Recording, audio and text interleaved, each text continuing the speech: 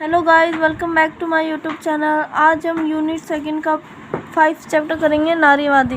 और हम कौन सी बुक का करें ये आप देख सकते हैं, अंतर्राष्ट्रीय संबंधों का परिचय वाला बुक का। तो आइए चलिए बिना किसी देरी के स्टार्ट करते हैं। इस अध्याय का अध्ययन करने के पश्चात विद्यार्थी अंतर्राष्ट्रीय संबंधों IR के नारीवादी दृष्टिकोणों के बारे में समझ सकेंगे।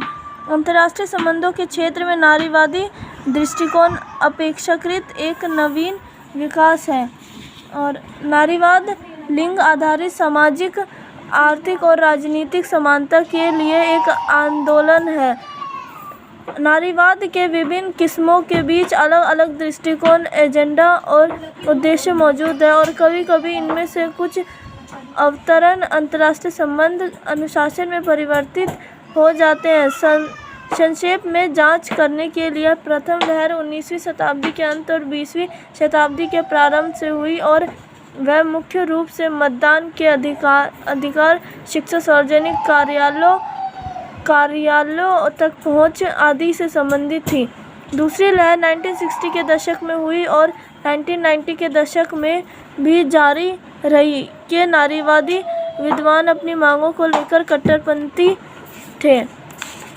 और यहाँ पे देख लेते हैं, इधर है तीसरी लहर 1990 के दशक में हुई। यह दूसरी लहर की निरंतरता और उसकी कठिन विफलताओं की प्रतिक्रिया दोनों थी। अंततः चतुर्थ लहर एक हालिया विकास है जो 2008 से नारीवादी सक्रियता के लिए इंटरनेट के बढ़ते उपयोग के साथ शुरू हुआ। समान अधिकारों की मांग करने, जानकारी साझा करने और प्रतिरोध करने में सोशल मीडिया ने एक शक्तिशाली मंच के रूप में उभरा है। और यहाँ पे देख लेते हैं, जीन बैथेक्लेटन नारीवादी अंतर्राष्ट्रीय संबंधों की सबसे अग्रणी विद्वान में से एक है, जो अपनी पुस्तक विमेन एंड वॉर में लिंग की अवधारणा का उपयोग युद्ध के डिस्कोर्स की जांच करने के लिए किया, जहां स्त्रीत्व की उस महिला के रूप में समझा जाता है जिसे संरक्षण की आवश्यकता है और पुरुषत्व को पुरुष एक रक्षक के रूप में समझा जाता है। और यहाँ पे इधर नहीं, ये अंतर्राष्ट्रीय राजनीति में काफ़ी हद तक पुरुष ही हावी है, जिन्होंने इसे महिलाओं के लिए एक बहुत ही दुर्गम वातावरण बनाया है। और इसी कारण जैन टिकनर ने कहा कि अंतर्राष्ट्रीय राजनीति एक पुरुष की दुनिया है। और यहाँ पे ये रहा, अंतर्राष्ट्रीय संबंध अनुशासन के विकास में प्रतिस्पर्धी प्रतिमान मौजूद है, जो कि यथार्थवाद और नव यथार्थवाद जैसे प्रमुख सिद्धांत है। और यहाँ पे चिंतनशीलतावादी दृष्टिकोण अंतरानुभागीय अर्थ और ज्ञान पर ध्यान केंद्रित है। और यहाँ पे देख लेते हैं, इधर है अंतर नारीवाद के इस पक्ष के अनुसार पुरुष और महिलाओं के बीच मतभेद या अंतर संस्कृति प्रथाओं अथवा जैविक रूपों से पुरुषों और महिलाओं के अलग अलग अनुभव के कारण बढ़ा है। उदारवादी नारीवाद का यह पक्ष रूढ़िवादी लैंगिक भूमिकाओं को पूरी तरह से खारिज करता है। उनके लिए पुरुष और महिला समान है। और इसमें नहीं है, इसमें देख लेते हैं, इधर भी नहीं है। अंतर्राष्ट्रीय संबंध के मुख्यधारा के सिद्धांत एक मुख्यतः राज्य केंद्रित है। राजनीतिक क्षेत्र में महिलाओं का कम प्रतिनिधित्व एक कार्रवाई पोषणकर्ता और शिक्षिका के रूप में उनकी लैंगिक भूमिका के कारण है। नारीवाद के अनुसार अंतर्राष्ट्रीय संबंधों में राज्य और हिंसा के बीच घनिष्ठ संबंध है।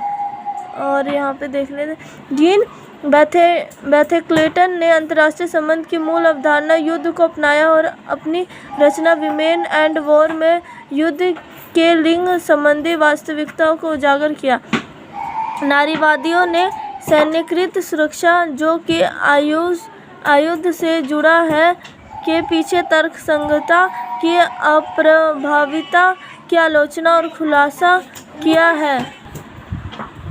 राष्ट्रीय सुरक्षा सैन्य शक्ति से जुड़ी हुई है। इसे अंतर्राष्ट्रीय संबंध नारीवादी विद्वानों द्वारा चुनौती दी गई है क्योंकि यह सुरक्षा के पुरुषत्व दृष्टिकोण को दर्शाता है। और यहाँ पे देख लेते हैं, इधर ये रहा, नारीवादी राष्ट्र राज्य निर्माण की पश्चिमी अवधारणा के भी आलोचक है। वेस्टफेलिया कि पश्चिमी राष्ट्र राज्य प्रणाली महिलाओं के जीवित अनुभव पर आधारित रही नहीं है। अंतर्राष्ट्रीय राजनीतिक अर्थव्यवस्था के क्षेत्र में भी अंतर्राष्ट्रीय संबंध के नारीवादी विद्वानों द्वारा महत्वपूर्ण कार्य किया गया। उन्होंने विश्लेषण की श्रेणी के रूप में लिंग का उपयोग अंतर्राष्ट्रीय अर्थव्यवस्था में श्रम के लिए विभाजन को भी उजागर करने में किया। नारीवादी द्वारा सबसे प्रमुख काम में एक है लैंगिक समानता। और यहाँ पे देख लेते हैं, इधर है, विश्व स्तर पर महिला श्रम कर्मचारियों की संख्या बढ़ रही है। लैंगिक 2004 में अंतर्राष्ट्रीय श्रम संगठन ने बताया कि उन महिलाओं में ज़्यादातर कम आय वाले असुरक्षित नौकरी में संलग्न है। लैंगिक असमानता और न्याय अंतर्राष्ट्रीय संबंध के नारीवादी विद्वानों के लिए एक केंद्रीय पूर्वाग्रह है। और यहाँ पे देख ले, अंतर्राष्ट्रीय संबंधों का नारीवादी विश्लेषण हमें अंतर्राष्ट्रीय क्षेत्र में कुछ मुख्य अवधारणा को पुनः विचार करने में मदद करता है।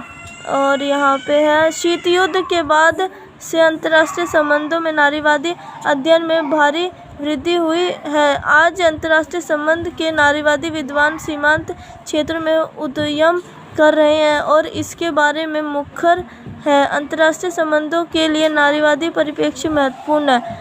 और ये था हमारा आज का चैप्टर, और ये इनके क्वेश्चन है जो आप कर सकते हो। तो आपको कैसी लगी मेरी वीडियो मुझे कमेंट करके बताइए। तो थैंक यू।